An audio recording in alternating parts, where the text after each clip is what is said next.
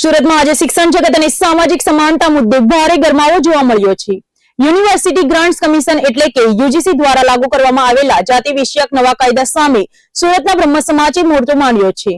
શ્રી સમસ્ત ગુજરાત બ્રહ્મ સમાજ દ્વારા આ કાયદાને કાળો કાયદો ગણાવીને તેનો સખત વિરોધ કરવામાં આવ્યો છે। સુરત જિલ્લા કલેક્ટર કચેરી ખાતે આજે શ્રી સમસ્ત ગુજરાત બ્રહ્મ સમાજ દ્વારા વિશાળ સંખ્યામાં એકત્ર થઈને યુજીસીના નવા કાયદા સામે ઉગ્ર વિરોધ નોંધાવવામાં આવ્યો હતો। બ્રહ્મ સમાજના આગેવાનોએ કલેક્ટર મારફતે દેશના રાષ્ટ્રપતિને સંબોધીને એક આવેદનપત્ર પાઠવ્યું છે, જેમાં કાયદામાં તાત્કાલિક સુધારો કરવાની માંગ કરવામાં આવી છે। સમાજના આગેવાનોનો આક્ષેપ છે કે યુજીસીમાં જાતિ વિષયક જે નવો બિલ લાગુ કરવામાં આવ્યો છે તે સવર્ણ જ્ઞાતિના બાળકો અને તેમના ભવિષ્યની સુરક્ષા સામે અનેક સવાલો ઉભા કરે છે। સરકારના આ પગલાને કાળો કાયદો ગણાવતા બ્રહ્મ સમાજે જણાવ્યું કે આનાથી સવર્ણ સમાજ સાથે અન્યાય થઈ રહ્યો છે। જો સરકાર આ કાયદામાં સુધારો નહીં કરે અથવા તેને રદ નહીં કરે તો આગામી દિવસોમાં બ્રાહ્મણ સમાજ સહિત તમામ સવર્ણ સમાજના આગેવાનો ભેગા થઈને આગળની ઉગ્ર રણનીતિ નક્કી કરશે તેવું અલ્ટિમેટમ આપવામાં આવ્યું છે। શિક્ષણ ક્ષેત્રે જાતિ આધારિત નીતિઓના વિરોધમાં હવે સવર્ણ સમાજ એકજૂટ થઈ રહ્યું છે। હવે જોવાનું એ રહેશે કે રાષ્ટ્રપતિ અને સરકારના આ આવેદનપત્ર પર શું પ્રતિક્રિયા આપે છે અને યુજીસીના આ કાયદામાં કોઈ સુધારો કરવામાં આવે છે કે નહીં।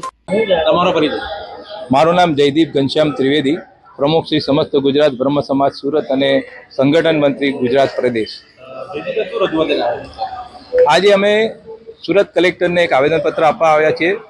યુજીસીનો જે હમણાં નવો કાનૂન પારિત થયો છે, સરકારે મંજૂર કર્યો છે, તેના વિરોધમાં અમે આવેદનપત્ર આપવા આવ્યા છે। કારણ કે આ આવેદનમાં આપવાનું મુખ્ય કારણ એ છે કે સવર્ણ સમાજને અન્યાય થઈ રહ્યો છે।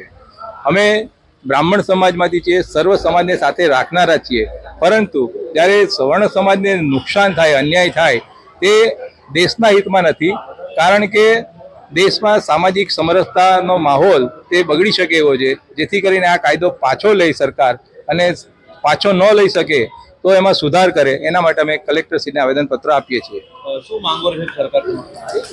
અમારી સરકાર પાસે એક જ માગણી છે કે ભારત દેશના સૌ નાગરિકોને સૌને સમાન કાનૂન હોવો જોઈએ, સૌને સમાન ન્યાય હોવો જોઈએ।